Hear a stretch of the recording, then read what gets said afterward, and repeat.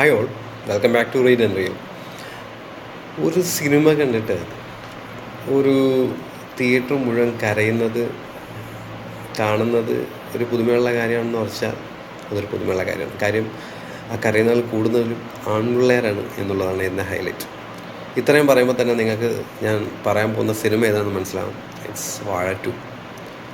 അങ്ങനെ ഞാൻ വാഴ 2 കണ്ടു. കുറച്ച് ദിവസമായി. നല്ല റിവ്യൂ ഇടാൻ പറ്റിയെന്നാണ്. പക്ഷേ എന്തു പറയണം എന്ന് ഒറ്റവാക്കിൽ പറയാൻ കഴിയുന്നില്ല. കാരണം ഞാൻ ആ സിനിമ കണ്ടിട്ട് ഞാനും എൻ്റെ കൂട്ടുകാരോടാണ് കണ്ട സിനിമ കണ്ട് ശരിക്കും പറഞ്ഞാൽ ഒരുപോലെ കണ്ണ് രണ്ടും ഒരുപോലെ നിറഞ്ഞു ഒഴുകുന്നുണ്ടാവും. ഫസ്റ്റ് ഹാഫ് ത്രൂ ഔട്ട് നമ്മളെ നന്നായിട്ട് ചിരിപ്പിച്ച് ഒരുപോലെ കൊണ്ടുപോയിട്ട് സെക്കൻഡ് ഹാഫിൽ നമ്മൾ കരയുന്നത് സത്യം പറഞ്ഞു കഴിഞ്ഞാൽ അതൊരു ചോദിക്കും എന്നാൽ ആ ഫുള്ളി ഒരു സങ്കടം അല്ല സാഡ് മൂവിയാണോ? അല്ല, ഇറ്റ്സ് ട്രൂലി ഇമോഷണൽ. അത് ശരിക്കും റിലേറ്റ് ചെയ്യാൻ പറ്റുന്ന മിഡിൽ ക്ലാസ് ബോയ്സിനെ ശരിക്കും നല്ല പോലെ റിലേറ്റ് ചെയ്യാൻ പറ്റുന്ന ഒരു സിനിമയാണ് വാഴ 2. ഒരു കാരണവശാലും നമ്മൾ തിയേറ്ററിൽ മിസ് ചെയ്യരുത്. കാര്യം അതൊരു വല്ലാത്ത ഫീലിംഗ് ആണ്. ഞാൻ പലരുടെയും പോസ്റ്റ് കണ്ടു, 2 തവണ കണ്ടു, 3 തവണ കണ്ടു. എന്തുകൊണ്ട് ഇത്ര ആൾക്കാർ വാല്യൂയിൽ റിപ്പീറ്റായിട്ട് കാണുന്നു എന്നുള്ളതിൻ്റെ ഏറ്റവും വലിയ കാര്യം എന്ന് വെച്ച് കഴിഞ്ഞാൽ അത്ര നമുക്ക് റിലേറ്റ് ചെയ്യാൻ പറ്റും. ഈ വാഴ ഫസ്റ്റ് പാർട്ടിൽ അവരൊരു കുറച്ച് ബോയ്സിൻ്റെ അല്ലെങ്കിൽ മിഡിൽ ക്ലാസ് ബോയ്സ് സ്ട്രഗിൾ ചെയ്യുന്ന മാത്രമാണ് കാണിച്ചെങ്കിൽ ഇതിൽ അവർ കാണിക്കുന്നത് അവരുടെ ത്രൂ ലൈഫും.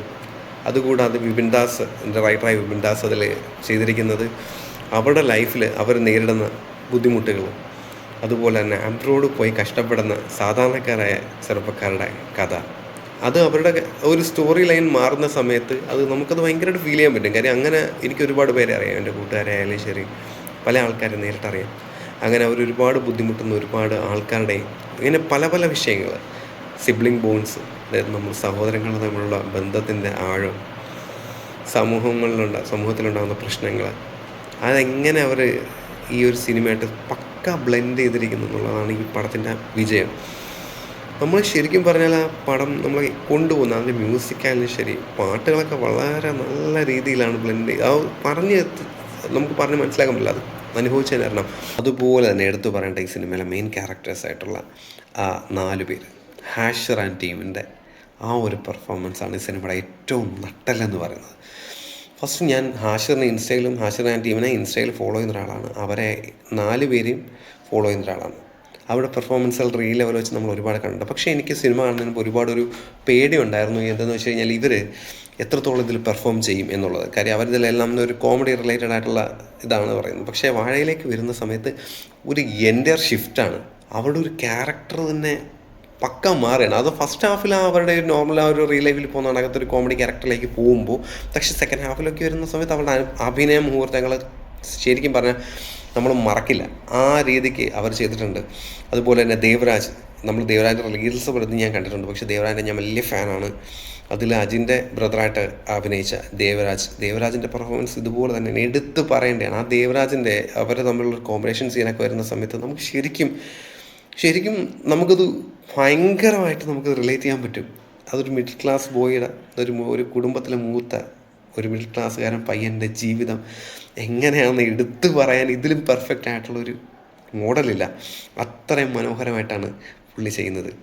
അതുപോലെ തന്നെ എനിക്ക് നമ്മൾ ഇതിലെ ഏറ്റവും വലിയ ക്യാരക്ടർ, അതായത് നമ്മൾ ഇതിൻ്റെ വാഴയിൽ ഫസ്റ്റിൽ നടക്കുന്നതൊക്കെ തന്നെ സെക്കൻഡ് പാർട്ടിലോട്ട് വരുമ്പോഴും നമ്മൾ പലരും വിട്ടുകളഞ്ഞ, അതായത് കോമഡി നടന്മാരെ അങ്ങനെ രീതിയിൽ മാറ്റി നിർത്തിയ പല നടന്മാരുടെയും മനോഹരമായ പെർഫോമൻസുകളാണ് അവിടെ വരുന്നത്. അത് പറയാതെ വയ്യ.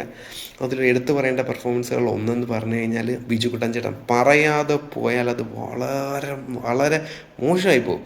കാര്യം ആ വിനായകനും ബിജുകുട്ടൻ ചേട്ടനും അച്ഛനും മോനുമായിട്ടുള്ള അവരുടെ ഒരു പെർഫോമൻസ്, ശരിക്കും പറഞ്ഞാൽ അവർ രണ്ടുപേരുടെയും പെർഫോമൻസ് കാണുമ്പോൾ ശരിക്കും നമ്മൾ ഒന്നും പറയാനില്ല.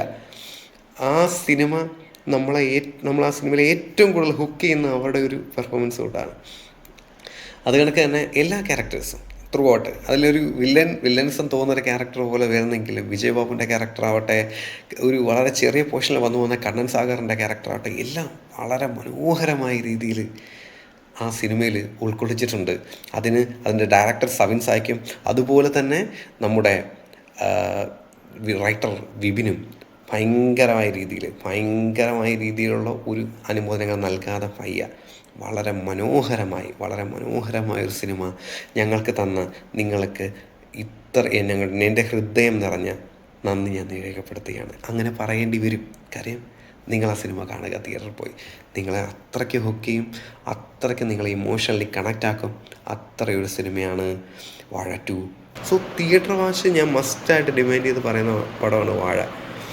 പടം നമ്മളെ നന്നായിട്ട് നമ്മളെ പിടിച്ചിരുത്തുന്ന, നമ്മളെ മനസ്സിനെ നിറയ്ക്കുന്ന ഒരു സിനിമ തന്നെയാണ് വാഴ. നിർബന്ധമായും നിങ്ങൾ തിയേറ്ററിൽ പോയി കാണണം. And enjoy the movie, enjoy with your friends, siblings. It will be a great experience. Okay, bye.